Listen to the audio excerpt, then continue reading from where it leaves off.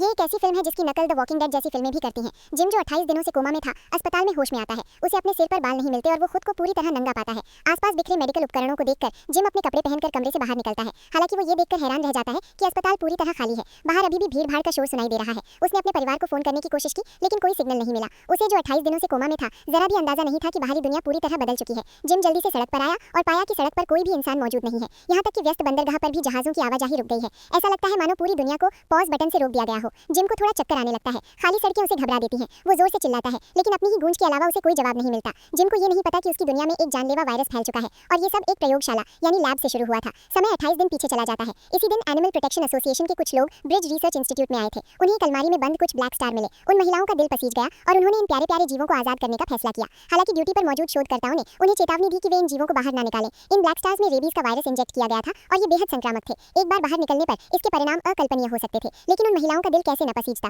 उन्हें उन जीवों पर दया आ गई, इसलिए उन्होंने शोधकर्ताओं की आपत्तियों की परवाह नहीं की और इन संक्रमित जीवों को आजाद करने की जिद पकड़ ली। लेकिन उन्हें खोलने के बाद स्थिति पूरी तरह से नियंत्रण से बाहर हो गई। जिस महिला को उस जीव ने काटा था, वो तेजी से एक ज़ॉम्बी में बदल गई और फिर ये संक्रमण वहां मौजूद सभी लोगों में फैल गया। इस तरह ये वायरस तेजी से पूरे लंदन शहर में फैल गया। सिर्फ 28 दिनों के अंदर वो गुलजार शहर एक मुर्दा शहर में तब्दील हो गया। इन 28 चौंकाने वाले दिनों के बाद इंसानियत का एक भयानक और कड़वा सच सामने आया। जिम अभी भी सड़कों पर बेमकसद भटक रहा है, इस उम्मीद में कि शायद उसे कोई जिंदा इंसान मिल जाए। उसने जमीन पर बिखरे हुए पर्चे देखे और जाते जाते उन्हें उठा लिया। शायद वे पैसे के मामले में काम आ सके, लेकिन अब देर हो रही थी। उसे चर्च आना पड़ा था इस उम्मीद में कि उसे भगवान से कोई राह मिलेगी। किसे पता था कि जैसे ही उसने चर्च में कदम रखा, उसने हॉल में लाशों के पहाड़ लगे देखे। जाहिर है ये कभी इंसानों के लिए एक पनाहगाह हुआ करता था। जिम जोर से चिल्लाया और भीड़ में सो रहे दो प्यारे प्यारे बच्चों को जगा दिया। उसी पल वो गॉडफादर जो अब एक लाश बन चुका था, उसकी तरफ लपका। हालांकि जिम मजबूर था, उसने हार नहीं मानी। उसने पलटकर मुकाबला किया। तभी दूसरी लाशें भी जिम की तरफ लपकी। जिम डर गया। वो तुरंत बाहर की तरफ भागा। वो बेबस था। वो एक लाश का मुकाबला कैसे कर सकता था? खुशकिस्मती से गॉडफादर और वो काली लड़की सही समय पर पहुंचे और एक जलती हुई बोतल की मदद से उसे बचाया और उसे एक सुरक्षित जगह पर ले गए। जिम ने गॉडफादर से पूछा कि आखिर चल क्या रहा है।